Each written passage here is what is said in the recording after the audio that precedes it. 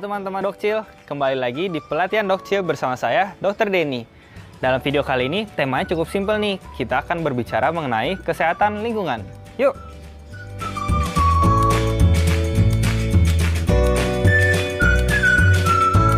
Seperti yang teman-teman sudah pikirkan, bahwa tema dan materi pada video kali ini cukup simpel. Tapi kenyataannya, masih banyak masyarakat yang belum patuh dan disiplin sepenuhnya. Yuk kita pelajari lebih dalam lagi dari definisinya terlebih dahulu. Jadi sebenarnya apa itu lingkungan? Jawabannya mudah, yaitu segala sesuatu yang ada di sekeliling kita, yang terdiri dari komponen biotik dan abiotik, atau dalam arti lain, benda hidup maupun benda mati, termasuk di dalamnya hubungan antara seluruh komponen tersebut. Berbicara mengenai kesehatan lingkungan, pasti akan dikaitkan dengan kebersihannya. Pernah dengar slogan ini? Bersih pangkal sehat. Ya, karena pada umumnya, kesehatan kondisi sekitar kita dapat dilihat dan dinilai dari kebersihan dan kerapihannya. Lantas tujuannya apa? Karena lingkungan juga berbicara mengenai hubungan seluruh komponen di dalamnya, maka lingkungan yang sehat akan otomatis membentuk individu yang sehat pula. Sekarang, kita mulai dari lingkungan yang terdekat dengan kita, yaitu rumah atau tempat tinggal. Rumah sendiri memiliki banyak fungsi selain sebagai tempat tinggal, yaitu sebagai tempat perlindungan, tempat untuk beristirahat, tempat untuk menjalin hubungan antar keluarga, tempat pengembangan anak, dan tempat penyedia kebutuhan sehari-hari seperti mandi, makan, dan lainnya. Ciri-ciri rumah yang sehat dapat dilihat seperti berikut. Pertama, kondisi rumah sudah selayaknya bersih, dapat dinilai dari lantai yang teratur, dinding rumah yang tidak tembus air, maupun halaman depan yang bersih dan tertata rapi. Kedua, adanya ventilasi yang permanen yang bertujuan untuk mengatur sirkulasi udara di dalam maupun di luar rumah. Ketiga, memiliki ketersediaan air bersih dan juga memiliki tempat terpisah sebagai pembuangan limbah rumah. Hal ini bertujuan untuk memisahkan daerah yang kotor dari yang tidak. Dan yang terakhir, tentunya harus disertai dengan penghijauan yang memadai. Sekarang muncul pertanyaan berikutnya, bagaimana cara memiliki rumah yang sehat? Mudah saja, ingat kembali slogan bersih pangkal sehat. Artinya segala perilaku dan kegiatan untuk membersihkan rumah akan menciptakan rumah yang sehat juga. Antara lain, menyapu lantai, membersihkan halaman, membuang sampah pada tempatnya, menguras kamar mandi, membuka ventilasi secara rutin, mengganti spray dan menyemur kasur di bawah matahari, dan masih banyak lagi. Apa dampaknya bila kita tidak menjaga kesehatan rumah kita? Secara logika, ketika sebuah rumah menjadi kotor, tentu kuman-kuman dan kotoran apapun akan bertahan dan menetap lebih lama. Kondisi ini akan meningkatkan risiko terkena infeksi dan penyakit. Berikut adalah contoh diagram yang menjelaskan penyakit apa saja yang bisa timbul pada kondisi rumah yang tidak sehat.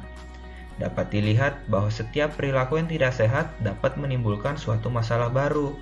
Oleh sebab itu, penting untuk kita menjaga kesehatan rumah kita secara rutin. Selain rumah dan tempat tinggal teman-teman, ada salah satu komponen penting lainnya kalau kita berbicara mengenai lingkungan, yaitu air. Kenapa ya? Air memiliki peranan yang sangat penting pada hidup kita. Buktinya, hampir 70% dari tubuh kita terdiri dari air. Mengapa penting? Karena air memiliki banyak kegunaan dalam kehidupan kita sehari-hari. Antara lain, untuk mandi, untuk kita mencuci tangan, sebagai hidrasi atau air minum, untuk menyikat gigi, untuk memasak, dan masih banyak kegiatan lain yang berkaitan dengan air. Ciri-ciri air yang bersih harus meliputi sebagai berikut. Air tersebut harus jernih, tidak berbau, tidak ada rasa, dan tentunya tidak berwarna. Dan air tersebut juga bisa didapat dari berbagai macam sumber, seperti air tanah, air hujan, air sungai, maupun air pegunungan. Karena air merupakan komponen abiotik, maka perilaku kitalah sebagai masyarakat yang menentukan kesehatan air tersebut. Berikut adalah beberapa contoh perilaku yang salah dan yang benar. Membuang sampah atau kotoran ke sungai, kali, ataupun sumber air lainnya. mandi, mencuci, buang air besar maupun buang air kecil di pinggir sungai, dan meminum air langsung dari keran merupakan perilaku yang salah dan harus dihindari. Sementara, memasak air sebelum digunakan sebagai air minum agar terbebas dari kuman-kuman, dan menutup wadah air bersih agar terhindar dari jentik-jentik nyamuk dan menggunakan gayung ketika kita ingin menggunakan air bersih merupakan salah satu contoh perilaku yang baik dan harus kita jalani. Tentu akan ada dampaknya bila kita tidak menjaga kesehatan lingkungan dan air dengan baik. Penyakit yang dapat timbul seperti demam berdarah, penyakit mata, penyakit-penyakit dengan faktor nyamuk lainnya, penyakit kulit, maupun penyakit gangguan pencernaan merupakan keluhan yang paling sering ditemui.